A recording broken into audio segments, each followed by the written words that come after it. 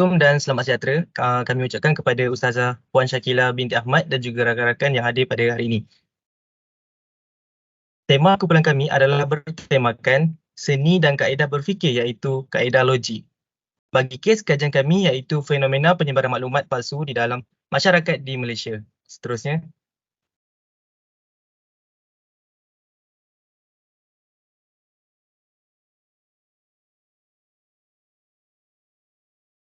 Sebelum kami memulakan kes kajian kami akan memperkenalkan ahli kumpulan kami iaitu saya sendiri, Muhammad Aziz bin Sumagi daripada Fakulti Kejuruteraan Komputer dan Sistem Maklumat dan bernombor matrik CI 220053. Saya Muhammad Amir Akwil Afi, CE 220053 daripada Fakulti Elektrik. Sebenarnya saya Amir Amili Razik bin Azman, CE 220002 dari Fakulti Elektrik dan Elektronik. Seterusnya saya Muhammad Syazri bin Risham daripada nombor matrik CE 220004 dari Fakulti Elektrik dan Elektronik FKEE. Seterusnya saya Zulfitri bin Azri, CD 220120 daripada Fakulti Mekanikal dan Pembuatan. Seterusnya saya Muhammad Yusri bin Muhammad Dan Noor, juga- P220044 dari Fakulti Pengurusan Teknologi dan Perniagaan. Saya Muhammad Aziz bin Kamsani, nombor matrik CD 220109 dari Fakulti Mekanikal Pembuatan.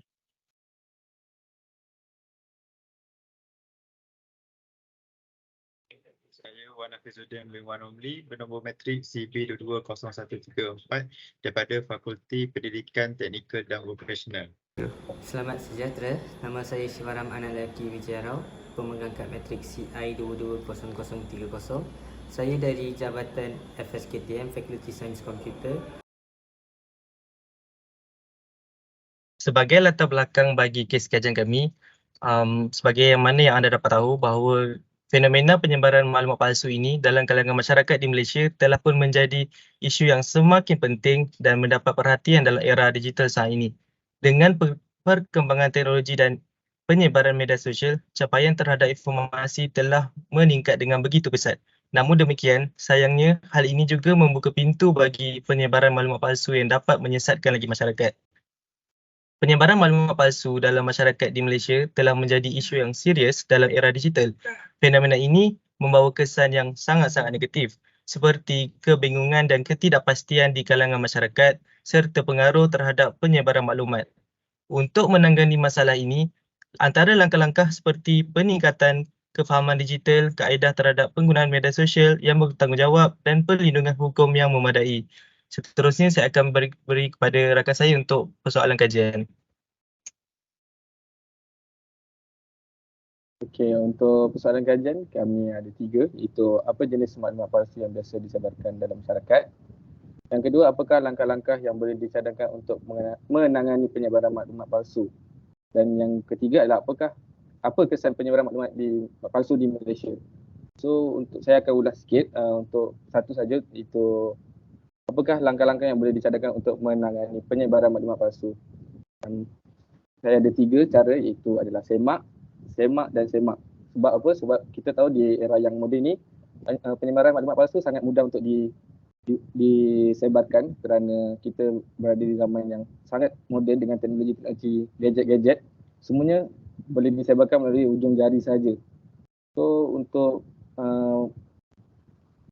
langkah-langkah ni saya rasa menyemak semua tentang maklumat tersebut dahulu sebelum menyebarkannya, sebab kita tidak tahu apa yang boleh berlaku jika kita menyebarkan maklumat palsu. Contohnya, saya boleh beri contoh, mungkin akan tercalat maruah diri sendiri, individu itu, keluarga serta untuk negara kita juga. So, yang seterusnya, kita ada objektif. Objektif adalah yang pertama adalah mengenal pasti jenis maklumat palsu yang disebarkan dalam masyarakat. Yang kedua, mengenal pasti kesan penyebaran maklumat palsu di Malaysia. Dan yang ketiga, mencadangkan langkah menangani penyebaran maklumat palsu. Untuk menjawab balik objektif kita, saya beritahu yang ketiga ni, mencadangkan langkah menangani penyebaran maklumat palsu adalah kita menyemak semua maklumat yang diberikan. Contohnya, sekarang ni kita ada WhatsApp sebab kebanyakannya maklumat-maklumat disebarkan melalui WhatsApp sebab dia agak mudah kerana semua orang di dunia, rata-rata semua orang di dunia mempunyai gadget, itu telefon bimbit dan menjadi kegunaan harian. So, untuk menjawab soalan tu, objektif ni adalah cadangan adalah menyemak adalah cara yang paling, saya rasa paling utama untuk menangani penyebaran maklumat palsu. Terima kasih daripada saya akan serahkan seterusnya kepada rakan saya. Baik, seterusnya dapatan kerja. Yang pertama, peranan media sosial. Penyebaran maklumat terlalu cepat. Untuk keterangan ni, penyebaran maklumat terlalu cepat ni seperti contoh yang kita dapat yang terbaru isu Jocelyn Chia yang memang kita dapat tahu dalam media sosial dia telah merendahkan kita punya negara, sedangkan dia punya video tu berlaku di luar negara kita. So kita terlalu cepat mendapat maklumat tentang dia punya lawak yang dia buat di luar dari Malaysia. So seterusnya, Suruhanjaya Komunikasi dan Multimedia Malaysia MCMC melarang sebarang bentuk perkongsian kandungan yang bersifat palsu, delik dan mengancam adalah satu kesalahan di bawah Seksyen 233 Akta Komunikasi dan Multimedia AKM 1998. Okay, seterusnya, bagaimana penyebaran maklumat palsu mempengaruhi masyarakat? Pertama, menjejaskan ketenteraman awam. Yang kedua, mengelirukan masyarakat. Yang ketiga, membahayakan keselamatan negara. Dan yang keempat, mempengaruhi cara seseorang itu berfikir, bertindak dan menyelesaikan konflik. Seterusnya, yang seterusnya, bagaimana mengenali dan memeriksa kebenaran maklumat sebelum menyebarkannya. Yang pertama, kita dapat semak sumber maklumat sebelum memanjangkannya. Sebagai contoh, kita perlu menyemak tarikh maklumat, tajuk maklumat dan mempertimbangkan gambar atau video pada maklumat tu sama ada kita perlu untuk menyebarkannya ataupun tidak. Okay, yang terakhir,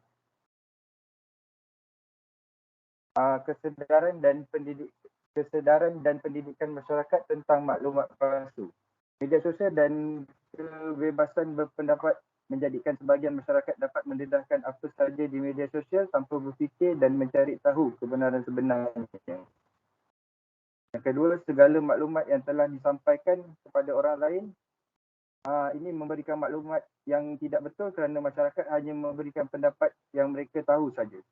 Okay, seterusnya, jika berita itu palsu disertakan dengan data yang meyakinkan dan kelihatan seperti berita sebenar, maka persepsi orang dapat segera berubah dan menjadikan percaya kepada berita yang sebelumnya mereka anggap tidak benar. Yang terakhir, pendidikan memainkan peranan yang penting dalam memberi kesedaran tentang berita palsu yang dapat di Malaysia dengan kaedah mencari tahu kebenaran di sebalik berita itu sendiri. Seterusnya, kesimpulan. Media memainkan peranan penting dalam menyebarkan maklumat, tetapi penyebaran berita palsu di media sosial meningkatkan risiko kesalahfahaman. Masyarakat harus berhati-hati dan membaca sumber yang sahih. Pengguna media sosial perlu bertanggungjawab dan memahami undang-undang yang berlaku. Kerjasama antara semua pihak penting untuk mengatasi kesan negatif dan mendorong penggunaan media sosial yang beretika. Baik, itu saja dari saya. Sekian, terima kasih.